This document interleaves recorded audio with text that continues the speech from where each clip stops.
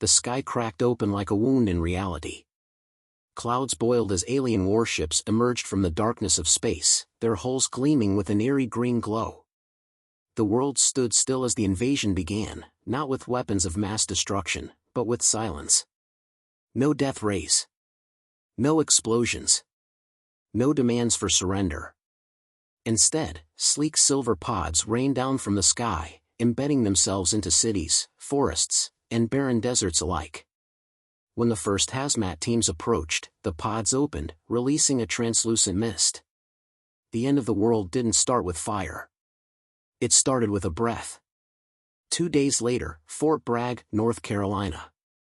Captain Elias Mercer gritted his teeth as he watched the live drone feed from New York City. The once bustling streets were now eerily silent, save for the occasional movement of something inhuman. Figures stumbled aimlessly, their eyes hollow, their skin pale and sickly. Civilians who had been exposed to the alien mist were the first to turn, dying within hours and then rising, no longer human. Mercer had seen war. He had seen death. But nothing like this. "We lost DC 3 hours ago," said Major Erin Caldwell, her voice strained. She placed a shaky hand on the table, stabilizing herself. "The President, the Joint Chiefs, gone. Every major city has fallen into chaos. We're on our own." Mercer exhaled sharply. "And the aliens? Are they attacking?" "No. That's the problem." Caldwell gestured at another screen, showing alien vessels hovering motionlessly over major cities. "They're just watching." Mercer narrowed his eyes. "Watching what?" Before she could answer, a soldier burst into the war room, his face pale. "Sir, we've got movement outside the perimeter, dozens of them." They were human. Mercer grabbed his rifle. "Were?" The soldier swallowed hard. "Not anymore. Outside Fort Bragg's perimeter." The base's floodlights cut through the darkness, illuminating figures shambling toward the gates. Soldiers lined up on the barricades, weapons raised, but no shots were fired, yet. They looked like civilians at first. Men, women, even children. But their movements were wrong. Jittery. Twitching. Their heads snapped toward any sound with unnatural speed. Their skin was decayed, their lips peeled back into grotesque snarls.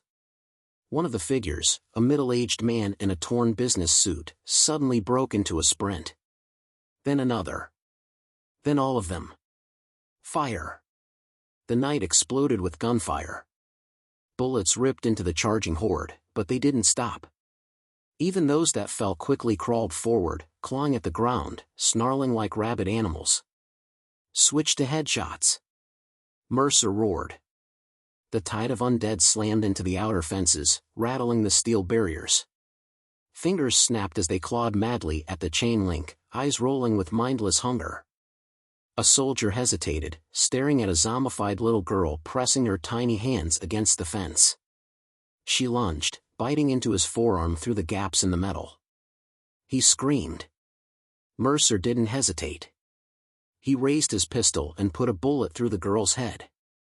The soldier collapsed, clutching his wound, horror in his eyes. "Inside.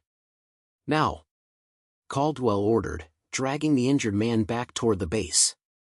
The gates barely slammed shut before the creatures overwhelmed them. Hands slapped against the steel doors, smearing them with blood and filth. Mercer turned to Caldwell. "We need to call this in." She shook her head. "Call who?" "There's no chain of command left.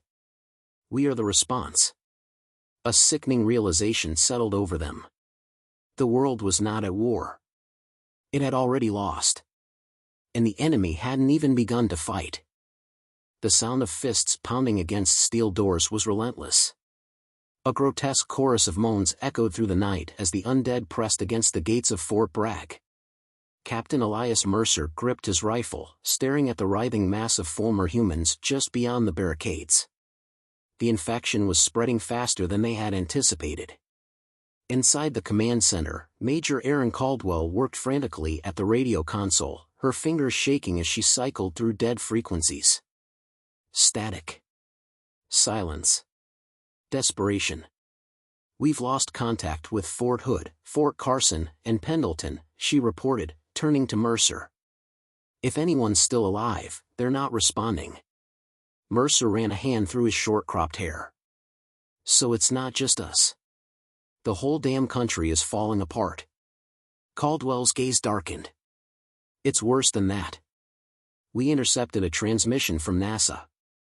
Whatever these things are, it's spreading beyond Earth." Mercer frowned. "Beyond Earth? You're telling me the aliens lost control of their own weapon?" Caldwell's silence was all the confirmation he needed. A voice crackled through the radio. "Hello? Anyone out there?" Caldwell scrambled to boost the signal. "This is Major Caldwell, Fort Bragg. Identify yourself." The voice hesitated, then spoke urgently. "Dr. Evan Kessler. CDC, we're in Atlanta, but the city's gone. The dead, there's too many. We're heading to a classified bunker in the Appalachian Mountains. Coordinates." The transmission cut off, replaced by blood-curdling screams and gunfire. Then silence. Caldwell's knuckles turned white as she clenched the radio. "God damn it." Mercer inhaled sharply, forcing himself to think. If there's a CDC bunker, it means there's still a chance, maybe even a cure. We need to get there. Caldwell's eyes flicked to the monitors, where the undead continued to pile against the gates. "And how exactly do we do that?" Mercer slung his rifle over his shoulder. "We fight our way out. An impossible escape." The soldiers gathered in the armory, securing their weapons and packing whatever supplies they could carry. Sergeant Luke Ortega checked his ammunition, muttering under his breath. "We're really doing this? Abandoning one of the last military strongholds?" Mercer fastened a combat knife to his vest. "Fort Bragg is a tomb, Ortega. If we stay, we die." Outside, the undead continued their relentless siege. The outer fences groaned under the weight of bodies pressing against them. It wouldn't hold for long. Mercer turned to Caldwell. "We need a distraction." Caldwell nodded, her expression grim. "We overload the fuel depot. A controlled detonation should draw them away long enough for us to break out."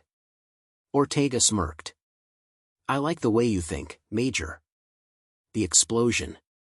As the team moved through the base, Mercer felt the weight of finality in every step.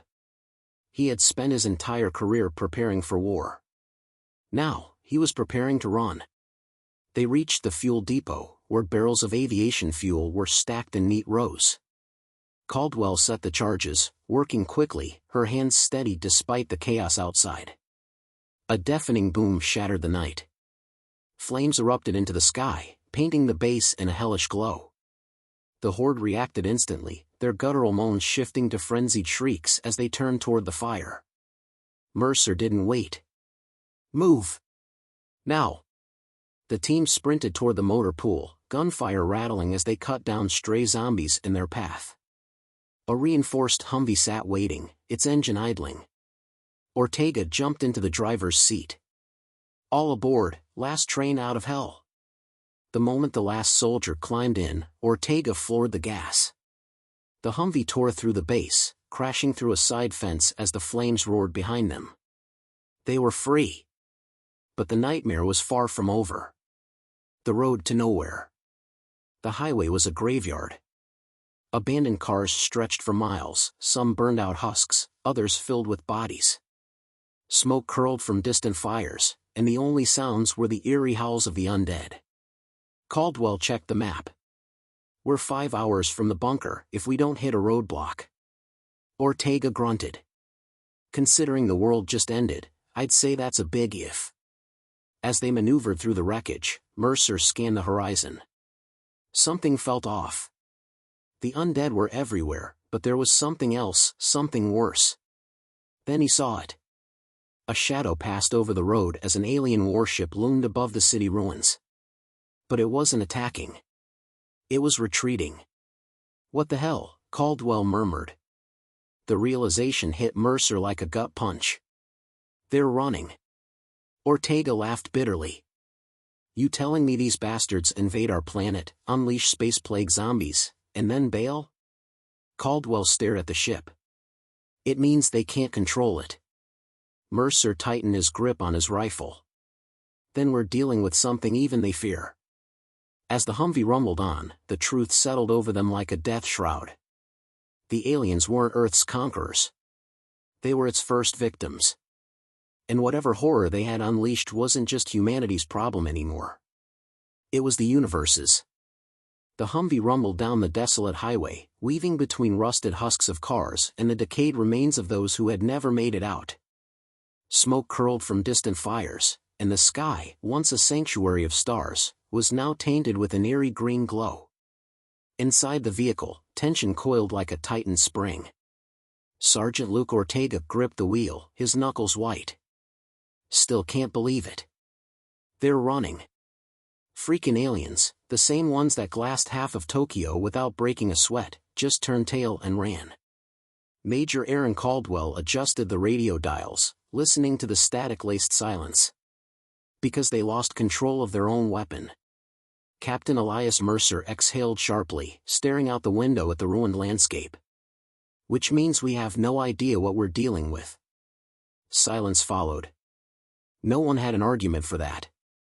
They had one mission: reach the CDC bunker in the Appalachian Mountains and find answers. But deep down, Mercer knew the truth. Answers didn't mean salvation. Not anymore. The city of the dead. As they neared the outskirts of Asheville, North Carolina, Ortega slowed the Humvee. The city lay in eerie silence, the streets lined with abandoned vehicles and shattered glass. The undead shuffled aimlessly between buildings, their vacant eyes scanning for prey. We go around, Caldwell said. Ortega snorted. We could. Or we could see if there's any gas left in town.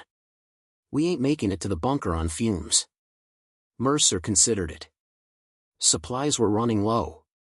If they ran out of fuel in the mountains, they were as good as dead. We go in, he decided. Fast and quiet. Ortega sighed. Ain't nothing quiet about rolling a tank through zombie-infested streets.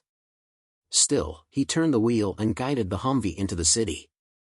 As they maneuvered through debris-littered roads, Mercer kept his rifle at the ready. The undead reacted sluggishly at first, their movements sluggish in the daylight. But the moment the Humvee's tires screeched against the pavement, their heads snapped toward the sound. Then they charged. Shit! Ortega cursed, slamming the gas pedal. Figures sprinted from alleyways, bursting from shattered windows and overturned buses. Mercer fired through the windshield, dropping the closest ones before they could reach the vehicle. Gas station, 2 blocks ahead. Caldwell shouted. Ortega yanked the wheel, sending the Humvee skidding into a near-empty parking lot. The gas station was mostly intact, save for the corpses piled near the entrance. A few fuel pumps remained standing.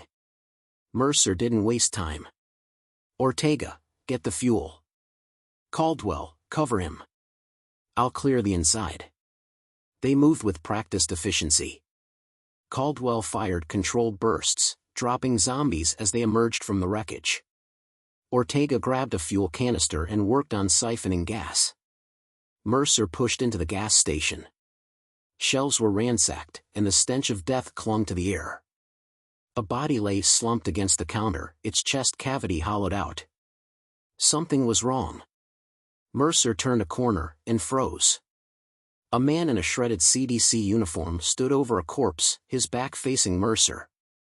He trembled violently, his head twitching as if struggling against an unseen force.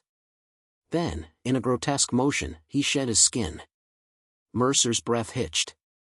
The thing that turned around was not human. Its flesh writhed as if something moved beneath it, its eyes black voids filled with swirling green mist. Its mouth twisted into an inhuman grin, lips stretched too wide. It spoke. You are not supposed to be here. Mercer fired. The bullet struck the creature's head, except there was no blood. Its body rippled like liquid, absorbing the shot as it tilted its head curiously. Then, with inhuman speed, it lunged. Mercer barely dodged, crashing into a shelf as the creature's elongated fingers slashed through the air. He fired again, this time at the kneecap. The thing staggered but didn't fall. It laughed. Outside, Caldwell's voice came through the radio. "Mercer, we've got incoming, a lot of incoming. Move." Mercer didn't hesitate. He grabbed a fire extinguisher from the counter and hurled it at the creature's head. It staggered just long enough for him to sprint toward the exit. He barely made it to the Humvee before the undead horde swarmed the parking lot. "Go, go, go!" Mercer barked as he jumped into the vehicle. Ortega gunned the engine, plowing through the growing swarm. The undead bounced off the reinforced frame, but Mercer barely noticed. His mind was still back inside that gas station. That thing, it had spoken. It wasn't a mindless zombie. It was something else. The truth is worse than the infection. As they sped away from the city, Caldwell checked Mercer's injuries. What the hell was in there? Mercer's expression darkened. "Not a zombie." Ortega scoffed. "Well, that's just great." As if this nightmare wasn't bad enough. Caldwell's radio crackled to life. "This is Dr. Kessler," a voice whispered. "If anyone is listening, you need to understand. The aliens didn't invade. They were hunting something. They thought they could contain it, but they failed." A pause. "They didn't create the infection. They tried to stop it." Silence. Then, the doctor's voice, barely above a breath. "And now, it's evolving." The transmission cut out. No one spoke. For the first time since this nightmare began, Mercer felt something worse than fear. Hopelessness. Because if the aliens couldn't stop it, what chance did they have? The CDC bunker was supposed to be secure. It was meant to be humanity's last hope, a fortress of knowledge and survival. But as the Humvee rolled up to the entrance, Captain Elias Mercer knew something was wrong. The steel doors were open, torn open. Deep claw marks gouged the metal, and blood smeared the concrete leading inside. "No way this place is still operational," Ortega muttered, gripping his rifle. "We don't have a choice," Major Aaron Caldwell replied, stepping forward. "Dr. Kessler's signal came from here. If there's even a chance he's alive, we take it." Mercer nodded. "We move fast. In and out." The bunker's interior was a tomb. Dim red emergency lights flickered, casting shadows that stretched unnaturally across the walls. Blood pooled in the hallways, dried handprints streaking across control panels. Some doors were sealed shut, others left gaping open, revealing horrors inside, scientists and soldiers, torn apart. And then there were the messages. Scrawled in black marker on the walls, desks, even bodies. IT learns. IT adapts. We were wrong. Caldwell swallowed hard. "I don't like this." Ortega grunted. "No shit." They moved deeper, weapons raised, scanning for movement. The deeper they went, the colder it became. Then, from a darkened corridor, a noise, scraping, breathing, something shifting in the dark. Mercer raised a fist, signaling the team to stop. He flicked on his rifle's flashlight. A figure stood at the end of the hall. A man in a tattered CDC uniform. Dr. Evan Kessler. His skin was pale, his eyes sunken, his chest rising and falling in sharp, erratic breaths. He clutched a tablet in his shaking hands, muttering under his breath. Mercer took a cautious step forward. "Dr. Kessler?" The man twitched. His gaze snapped to them, wild and unfocused. You shouldn't be here." His voice was hoarse, almost mechanical. Caldwell raised her hands. "We picked up your signal. We came to get you out." Kessler started laughing. A dry, humorless chuckle that echoed in the bunker's dead halls. "Out? There is no out. There is no escape. It's already inside." Mercer's stomach turned. "Inside where?" Kessler's smile stretched unnaturally wide. "Everywhere. Then his body convulsed. Bones snapped, skin rippled like something moved beneath it. His veins turned black, spreading like ink across his flesh. His jaw unhinged with a sickening crack, his eyes rolling back as his fingers elongated into claws. Ortega fired first.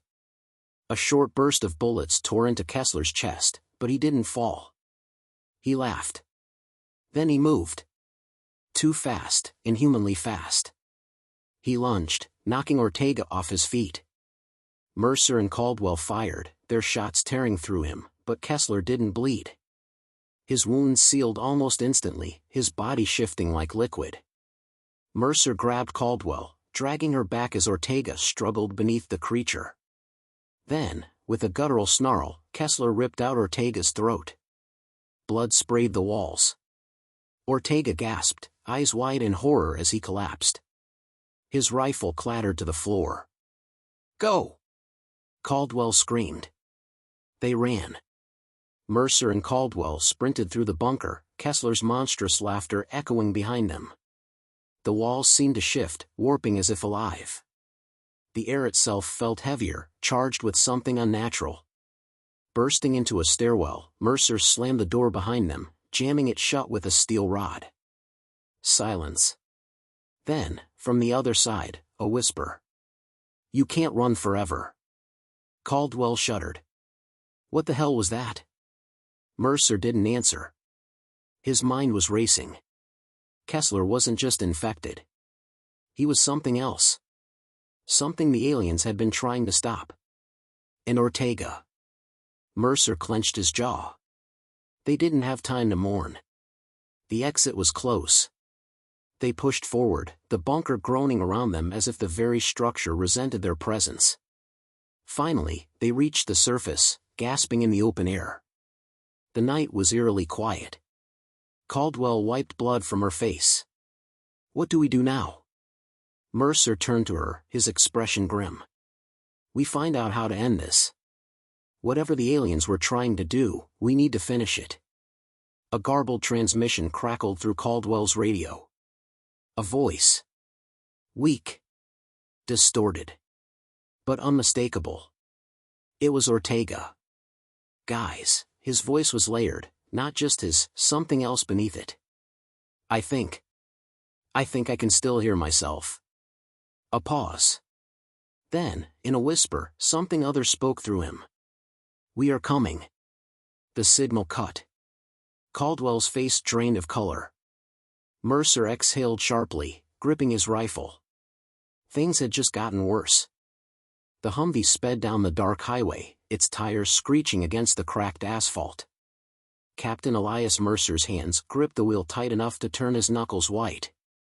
The radio was silent now, but Ortega's last words still echoed in his mind. "I think I can still hear myself." Mercer stole a glance at Major Aaron Caldwell, who sat beside him, staring blankly out the window. The glow of distant fires painted her face in flickering shades of orange and red. She was shaken. They both were. "That wasn't Ortega," Mercer said finally. Caldwell nodded slowly. "No. It wasn't." Neither of them spoke for a while. The infected had wiped out entire cities, but what they had seen back in the bunker, what Ortega had become, was worse. The parasite wasn't just raising the dead. It was learning. And now, it had a voice. Mercer took a deep breath. They needed a plan. "We head south," he said. "Find somewhere secure, regroup, and figure out our next move." Caldwell hesitated. "What if there is no next move?" Mercer didn't answer. He didn't have to. They both knew what was at stake. Hours later, they found shelter in an abandoned truck stop on the outskirts of a ruined town. The place had already been looted, shelves ransacked, bodies slumped in corners. But it was quiet. Safe. For now. Caldwell locked the doors while Mercer checked the radio for any transmissions. Static. Then, a faint signal. A garbled transmission barely audible through the interference. Mercer adjusted the frequency. A voice came through. "Is anyone out there? Repeat, if you can hear this, We have a secure zone. Coordinates.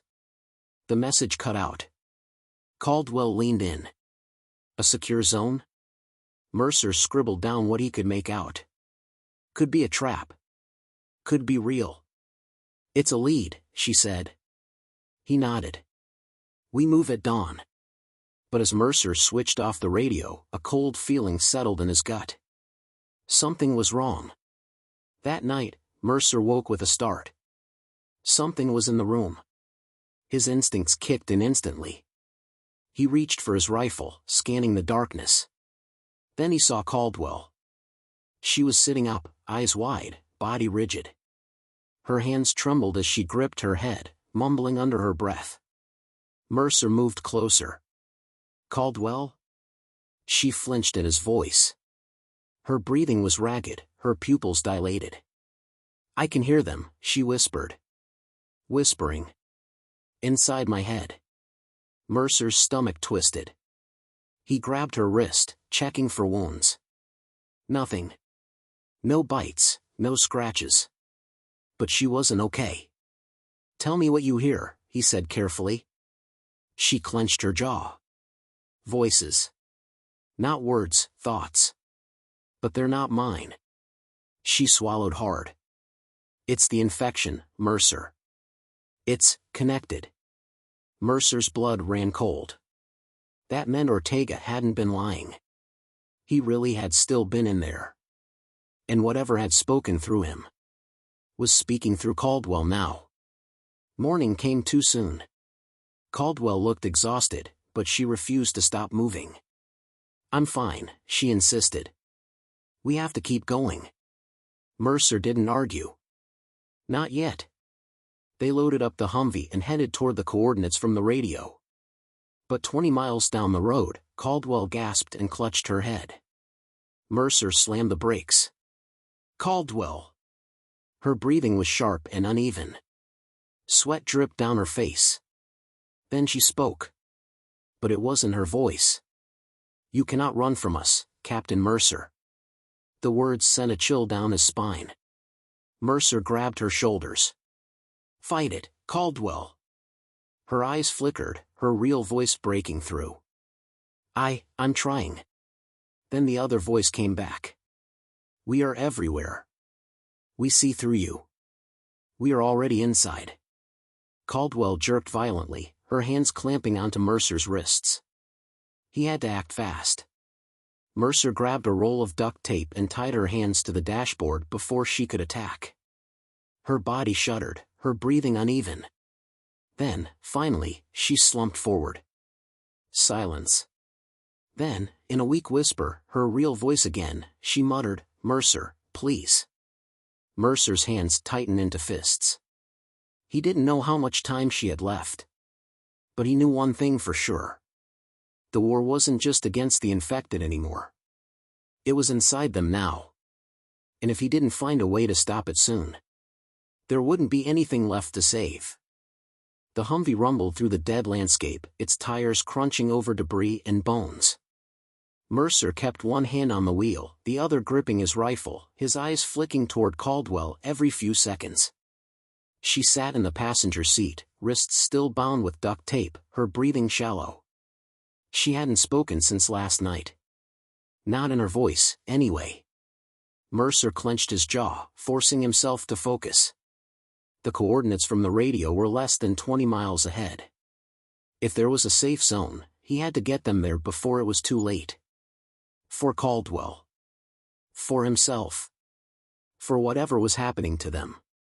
20 minutes later, the Humvee rolled up to a fortified checkpoint.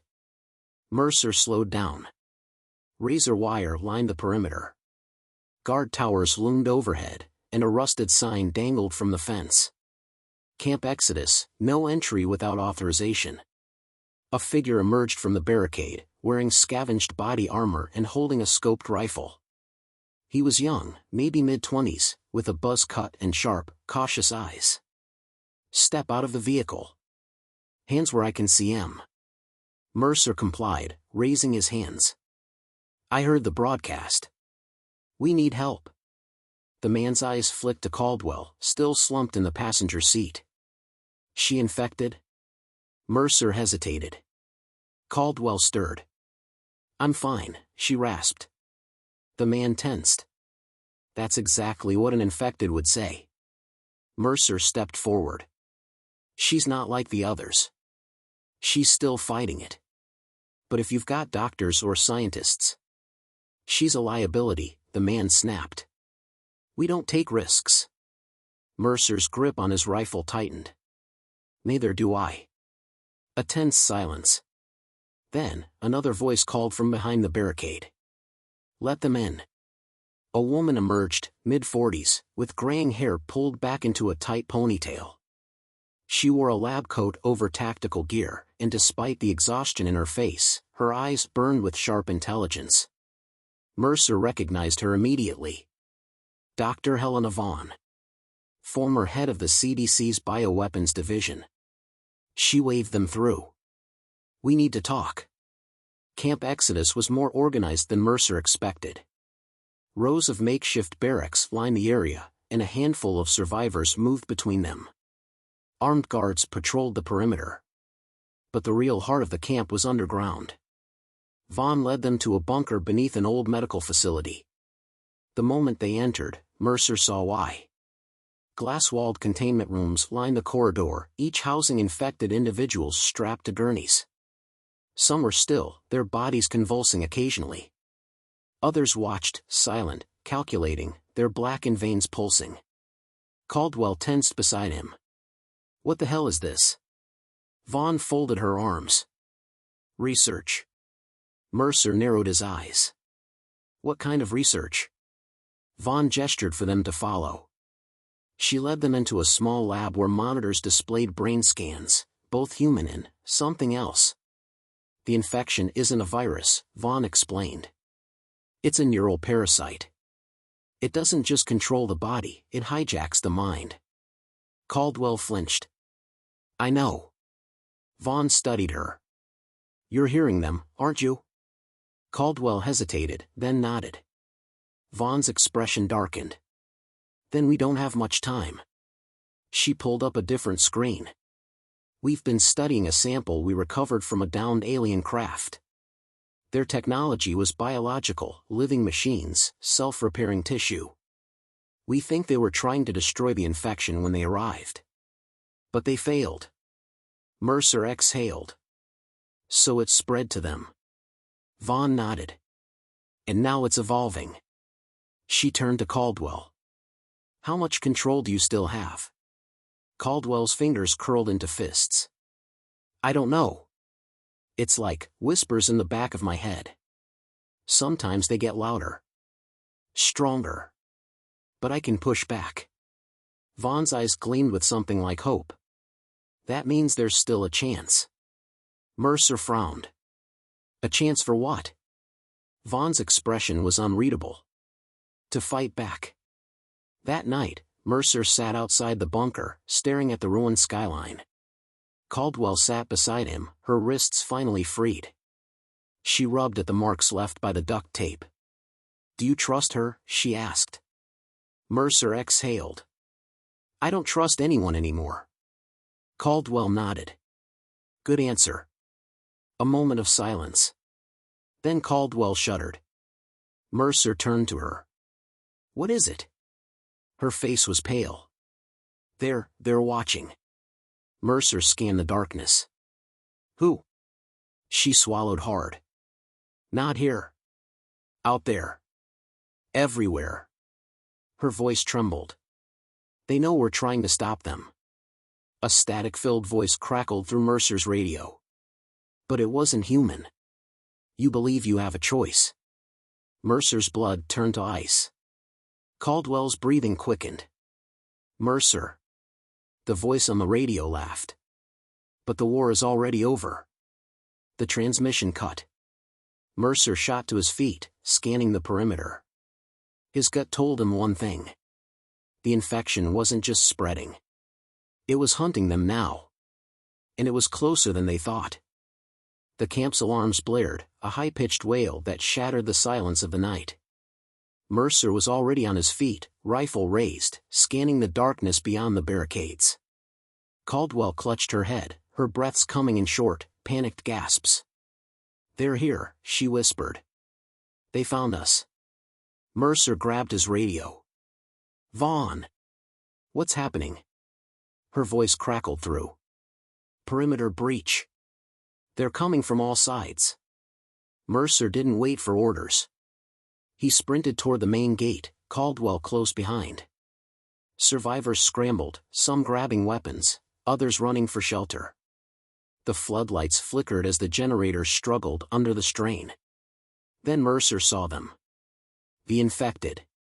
But they weren't just the shambling husks they had been before. These moved with purpose, their eyes glowing faintly in the darkness. They climbed over the barricades with unnatural speed, their movements coordinated. Mercer fired. A headshot dropped the first one, but the others didn't hesitate. No flinching. No fear. Like they already knew what was coming. A survivor beside him screamed as an infected tackled him to the ground, tearing into his throat. Another was pulled from the watchtower, his cries silenced before he hit the ground. Mercer reloaded. "Fall back." The survivors retreated toward the bunker. Gunfire rattled through the night, but it wasn't enough. The camp was lost.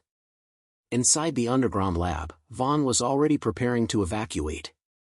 She slammed a case shut, grabbing a syringe filled with a shimmering blue liquid.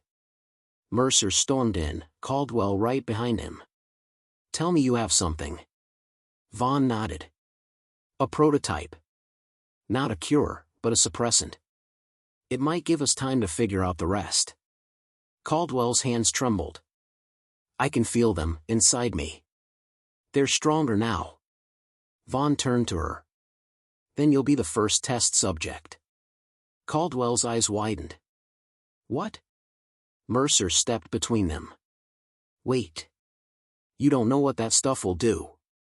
"We don't have a choice," Vaughn snapped. "She's the only one we've seen resist the infection this long. If this works, it means there's a way to fight back. But we have to move now." The bunker shook violently. Dust rained from the ceiling. The infected were above them now, tearing through the last defenses. Caldwell swallowed hard. "Do it." Vaughn didn't hesitate. She pressed the syringe against Caldwell's neck and injected the serum. Caldwell gasped, her body seizing. Her veins darkened, pulsing under her skin. Then she collapsed. Mercer caught her, lowering her to the floor. "Caldwell?" Her eyes fluttered open, black as night. Then, she spoke. But not in her voice. "Fools. You cannot stop what has already begun." Mercer's blood ran cold. "She's..." Caldwell's body jerked violently. Then, suddenly, she went still. Her eyes returned to normal. She exhaled sharply. "Mercer. I can hear them." Vaughn leaned forward. "What are they saying?" Caldwell's hands clenched into fists. "They're afraid." Mercer frowned. "Of what?" She looked up, her face pale but determined. "Me." The bunker doors gave way. The infected poured in, moving faster than before. Their snarls turned into something worse, distorted voices, speaking in unison. "You are nothing. You will become us." Mercer raised his rifle. "Like hell we will." Caldwell stepped forward. The infected hesitated. She tilted her head, as if listening. Then, her lips curled into a grin. "I can hear you too." The moment hung frozen in time. Then, the infected screamed. Not in pain. Not in rage. In fear. They staggered backward, clutching their heads, their movements no longer synchronized. Mercer's eyes widened. "What the hell is happening?" Vaughn watched in shock. "The serum, it's blocking their control. She's disrupting their connection." Caldwell took a slow step forward, and the infected moved away from her. Then, with a flick of her wrist, she whispered, "Leave." And they ran. Mercer could barely process it. The creatures that had wiped out entire cities were running from her. Vaughn grabbed Mercer's arm. We need to go. Now. Caldwell blinked, shaking her head as if clearing it. Yeah, let's go. The three of them sprinted toward the emergency exit. As they emerged into the night, the sky was burning. The camp was in ruins, but the infected had scattered. Caldwell exhaled, pressing a hand to her temple. It's fading. I don't know how long I can hold on to this. Mercer tightened his grip on his rifle. Then we use it while we can. Vaughn adjusted the strap on her bag. There might be others like her. If we can replicate the serum. A sound cut her off. A deep, echoing hum from the horizon. They turned toward the source. Beyond the city ruins, something enormous loomed in the sky. An alien ship. It wasn't fleeing. It was watching. And then, a single voice, clear, focused, and terrifyingly calm, spoke inside their minds. You have changed the game. We are watching now. Mercer tightened his jaw. Let them watch. Caldwell turned to him, her expression unreadable. This isn't just about survival anymore. Mercer nodded. No. It's war. And for the first time since this nightmare began, they finally had a way to fight back. The alien ship loomed over the ruins of the city, its presence a silent challenge. It hadn't attacked. It hadn't moved. It simply watched. Mercer clenched his jaw. Why aren't they doing anything? Vaughn adjusted the strap of her bag, glancing up warily. They're assessing the situation. They didn't expect us to resist like this. Caldwell exhaled slowly, pressing a hand to her temple. They're not just watching. They're deciding. Mercer turned to her. Deciding what? She swallowed hard. Whether we're a threat, or an opportunity. A cold chill ran through Mercer's spine. Then, the ship's hum deepened. The air vibrated around them. The sky darkened as an unnatural shadow spread across the ruins. Caldwell's body tensed. Something's coming. And then the world split open. A pillar of dark energy shot down from the ship, slamming into the city's core. The ground trembled violently. Buildings cracked and crumbled. The very air shifted, a presence spreading through it like invisible fingers probing reality itself. Then, they emerged. Not the mindless infected. Not the erratic husks that had terrorized the world. These were controlled. Their bodies still bore the rotting marks of infection, but their eyes were sharp. A sickly yellow glow radiated from within, and they moved with precision. They weren't just zombies anymore. They were soldiers. Mercer raised his rifle. Well, that's new. Vaughn cursed under her breath. They've adapted. They're forming a new army, one they can command directly. Caldwell's breathing quickened. And I think they want me to join it. The soldier infected paused just a few yards away. They stood perfectly still, waiting. Then, one stepped forward. It wasn't rotting. It wasn't decayed. It was something else entirely. Its flesh was fused with sleek, alien plating, its skull elongated and reinforced with blackened bone. Its voice was neither human nor fully alien, but something in between, a chilling fusion of two species merged into one. We do not need to fight. The words weren't spoken aloud. They vibrated through the air, directly into Mercer's skull. He tightened his grip on his rifle. Could have fooled me. The creature's head tilted. You are outnumbered. Outmatched. You cannot win. Caldwell took a slow step forward. Then why haven't you killed us yet? The creature's glowing eyes fixed on her. Because you are different. You are proof that our evolution is incomplete. We could destroy you. Or, you could join us. A sharp silence followed. Then Caldwell laughed. It wasn't a nervous laugh. It wasn't forced. It was bitter. And angry. You think I'd join you, she spat. You think I'd help you? The creature took another step forward. You already have. Caldwell stiffened. The words hit like a gut punch. Mercer glanced at her. Caldwell. She shook her head, eyes wild. No. No, I fought them. I resisted. The creature spread its arms. And yet, you hear us. You feel us. The infection is not just disease. It is knowledge. Connection. You are already one of us, you simply refuse to accept it. Mercer raised his gun. That's enough. The creature didn't flinch. Caldwell's voice dropped to a whisper. I can still hear them. She turned to Mercer, her expression almost pleading. They're inside my head. The alien soldier spoke again. Embrace what you have become. Or be eradicated. Mercer looked between Caldwell and the approaching army. His heart pounded. They couldn't fight this. Not here. We need to run, Vaughn hissed. Now. Caldwell squeezed her eyes shut. If we run, they'll keep coming. They'll never stop. Mercer set his jaw. Then what do we do? Caldwell looked up, her expression shifting. Determination. No more running. She turned toward the alien soldier. You want me? Come take me.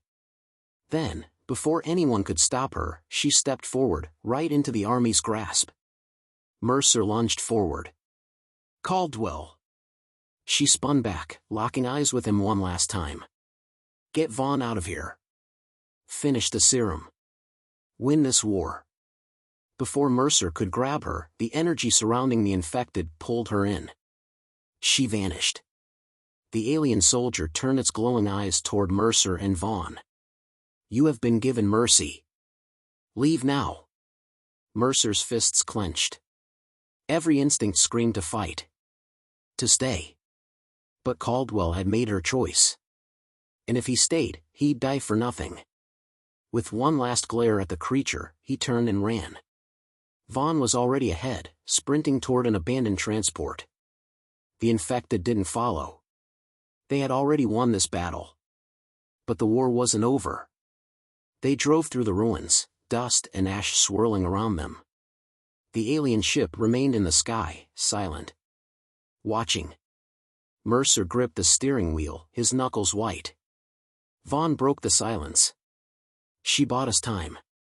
Mercer exhaled. Not just time. He glanced at the case of syringes in the back seat. If they're afraid of her, it means she's the key. We finish the serum. We find their weakness. His hands tightened. And then we take the fight to them. The war wasn't over. Not even close. End of Part 8.